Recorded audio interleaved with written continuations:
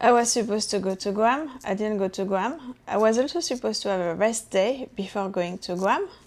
I ended up flying the day after I arrived, and I was supposed to go yarn shopping this morning. That didn't happen either. At this point, nothing, absolutely nothing is going according to plan.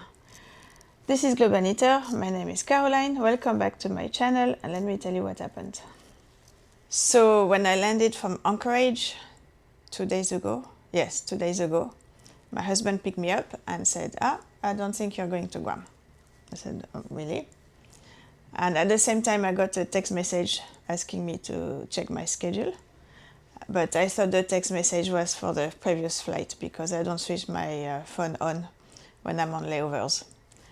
So I go to the hotel, and the reception says, you're staying one night? I said, no, I'm staying 2 nights. And because he was a trainee, he said, okay, I'll book you for 2 nights then. And then I finally get to my room, I check my roster, and sure enough, my flight has changed. Instead of having a rest day and going to Guam the next morning, I'm flying to Cebu in the Philippines the next night. So I have 24 hours rest. Flight to the Philippines is quite a short flight. It's the same length as Guam. It's very equivalent. 24 hours in Cebu, and then back to Incheon, Korea. And then I would have a lot of time to do my laundry before going home. So I was okay. I checked the hotel, a very nice hotel with a beautiful swimming pool. I checked the yarn stores, a few yarn stores. And even if I'm there on a Sunday, they still show open. So, okay, good. You know, it's a good plan B, and I don't want to be stuck in Guam because of a typhoon. So, I get to Cebu. I arrived at the hotel at 1 a.m. I have a short night because I'm excited to get going to the yarn store. Google Maps says it opens at 9. I get there at around 9:30. I struggle a little bit to find the yarn store, but I found it, and it was closed. So you will see the pictures of me in front of the yarn stores. I took videos of the window, and actually I saw almost everything from outside of what I wanted to see. I saw mainly amigurumis, and I saw crochet bags and crochet, mainly summer knitting, summer crocheting, summer stuff, amigurumi and summer stuff. So I'd get a taxi back, and I'm thinking, okay, no problem. I'm going to do something else with my morning. So I go back to the hotel, change my bag, and next to the hotel there's a shopping mall, brand new shopping mall, huge. And I decided to do my nails. And the reason I decided to go and do my nails and not go to the swimming pool as I had planned is because when I woke up and I opened the curtains, I saw the pool is under renovation. No water, nothing, is closed off. So as you can see, I have a view of the sea, but it's like a commercial port and no swimming pool. So that's why everything went wrong. The yarn store was closed, the pool was closed, so I decided to go and have my nails done. So I look on Google Maps. It's my go-to app to find things. And I decide to go to a certain nail spa. And I'm still looking for the nail spa, basically. So in the meantime, I did my eyebrows. In desperation, I went to another place. I mean, I tried a few places, but they were fully booked. And I went to a place. They said, no, yes, we'll take you. And I forgot to ask if they take debit credit card. It was partly my mistake. And I wanted to do manicure, pedicure.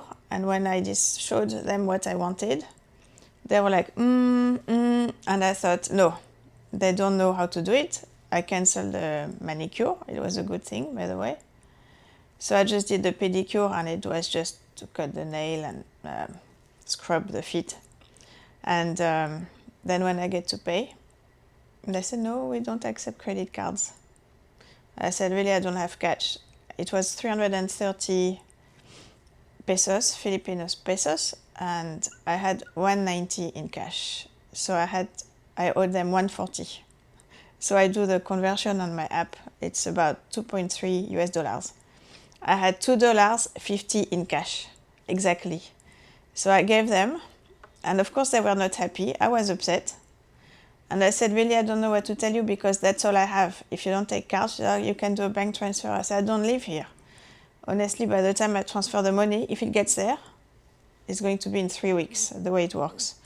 So after that, I got fed up and got to my room. And I thought, before I do anything, let me knit a little bit. It's going to calm me down. And while I was knitting, I was listening to a podcast. It's a podcast. I love it. It's called Against the Odds. I listened to it on Apple Podcast, but it's by Wondery. They have an app as well. And it's a 5-part episode. And it's about the Second World War, 12 US Navy nurses that were made prisoner of war by the Japanese in the Philippines near Manila for 3 years. 3 years, and they were working the whole time. They were in the worst prisoner camp in the Philippines. By the end of the war, before they were liberated, I think they were on 400 calories portion per day. They were super weak, everybody lost weight. They all survived. But there is a story inside the story. So one of the nurses, Dorothy, during 3 years, of course, she met someone, Thomas, and the way the podcast is said, it sounds like they're having an affair. But I was having a chat with ChatGPT to find out more about it, and he was saying, no, it was more companionship than anything. And the story is when they got liberated, Thomas got repatriated to the US, and because he was married, he was, yes, I'm going to see my wife, and he never looked at Dorothy again. Dorothy got her heart broken. And she went back to US, she got married, she had 3 kids. Unfortunately, her husband passed away in the 50s, I think. So she became a widow. She had to go back to work. And a few years later, she received a tape from Thomas to say, I got divorced, I miss your voice, please send me a tape back. And little by little, they rekindled their romance. And in 1971, they got remarried. And they were married until she passed away in 2001. And Dorothy wrote a book. And the book is not on Kindle. It's a paper book, and if you look on Amazon, it's quite expensive. But remember, to get free knitting patterns, we go on archive.org. And it's the same with books. So the book is on archive.org. So I'm going to read it. I'm going to download it on my iPad, see how it works. And I'm going to read it because I'm very curious. I love these kind of stories. I love war nurses stories. I read Christine Hanna, The Woman, which is about military nurses in the Vietnam War. Amazing book as well, I recommend if you like reading. So that's been my layover. This is my knitting, and I'm still working on my Camilla dress. So did some knitting to soothe myself with all the things that didn't go right today. I was planning to do my nails to match this, but didn't happen. So I still have my same unregular broken nails. When I fly the freighter, like I've been doing recently, I have to carry my bags, I have to open the galley. Basically, you're a pilot and a cabin crew. You have to deal with the food, open the carts, and I always leave a few nails behind. So that's the story of the Philippines, Cebu. It was my first time in Cebu. It's a small airport. And also when I was reading the briefing before going for my flight, I was preparing my flight, it was saying that sometimes the follow me car can get confused, so to follow them with caution. I've never seen this before anywhere. So I was thinking, interesting place, and you know, we get there at night, but beautiful weather. It was the perfect weather to get there the first time, so I get to know the place. And now I'm going to have a nap before flying back to Korea. I think the flight is going to be around just below 4 hours. There is fog in Korea at the moment, so maybe I will have to do an autoland, which is even easier, less work. Well, it's more monitoring work, it's a different kind of job. And then I'm on holidays. The day after tomorrow I go home. So first I will have breakfast and then do the huge pile of laundry that is waiting for me because I haven't been in Korea at all this time. And relax and knit. I will knit my dress. Remember, it's before the birthday party, it's less than 2 weeks. So I have less than 2 weeks to finish the dress. Do you think I'm going to make it or not? With my track record? I don't know. I don't know.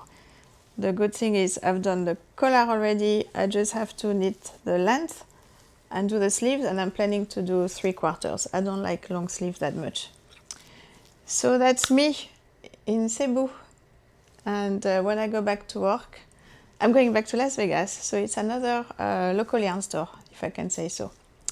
So have a fantastic week. I hope your week is not as frustrated as my last few days have been. That everything runs smooth for you and that you find some time to knit. And I will see you next week. Bisous, bisous.